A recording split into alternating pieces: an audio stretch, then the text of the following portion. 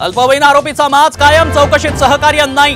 कोणत्याही प्रश्नाला उत्तर देण्यास नकार, विश्वसनीय सूत्रांची साम टीव्हीला माहिती।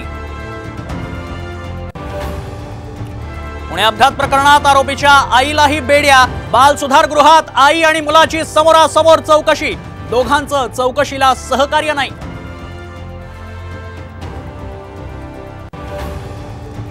पुणे ड्रंक अँड ड्राईव्ह प्रकरणातील दोषींना टायरमध्ये घ्या, अजित पवारांचे पोलिसांना निर्देश।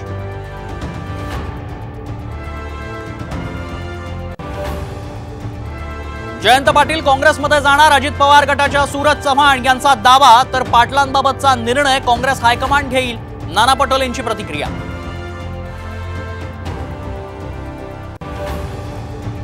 दिल्लीत इंडिया आघाडीच्या नेत्यांची बैठक संपली, 4 जूनच्या निकालावर खरगेंच्या निवासस्थानी रणनीती, शरद पवार, केजरीवाल, राहुल गांधींची उपस्थिती।